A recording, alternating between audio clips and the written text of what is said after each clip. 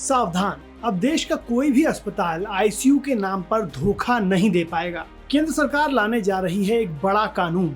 अभी देश के ज्यादातर अस्पतालों में आईसीयू की व्यवस्था एक जैसी नहीं है। कहीं आईसीयू में सिर्फ बेड हैं, कहीं वेंटिलेटर नहीं है, कहीं डॉक्टरों की कमी है, तो कहीं मॉनिटरिंग सिस्टम कमजोर है। यानी जिस आईसीयू में मरीज भर्ती होता है उसकी किस्मत काफी हद तक अस्पताल पर निर्भर करती है। लेकिन अब पहली बार केंद्र सरकार आईसीयू के लिए पूरे देश में एक समान मानक लागू करने जा रही है और यही बदलाव हेल्थ सिस्टम की तस्वीर बदल सकता है। अभी क्या व्यवस्था है? अभी तक देश में आईसीयू के लिए कोई यूनिफॉर्म सिस्टम नहीं था। अलग अलग अस्पतालों में आईसीयू की सुविधाएं अलग अलग थी। कहीं सिर्फ नाम का आईसीयू था तो कहीं जरूरी मशीनें और विशेषज्ञ डॉक्टर तक नहीं मिलते थे। कई बार मरीज और परिवार अक्सर समझ ही नहीं पाते थे कि जिस आईसीयू में इलाज हो रहा है वो वास्तव में कितना सक्षम है।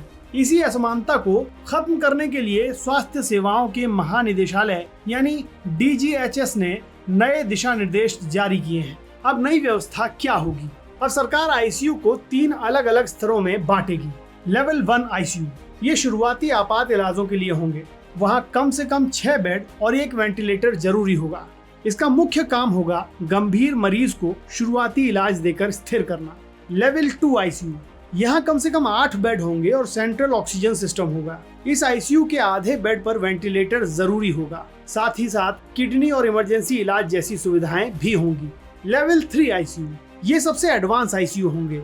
यहाँ मल्टी ऑर्गन फेलियर जैसे गंभीर मरीजों का इलाज होगा। उन्नत monitoring system, portable CT scan जैसी हाईटेक सुविधाएं भी मौजूद रहेंगी।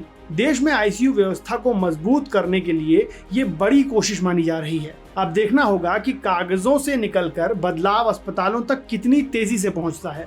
आप क्या सोचते हैं? क्या इससे सरकारी अस्पतालों की हालत सुधरेगी? अपनी राय कमेंट में जरूर बताइए।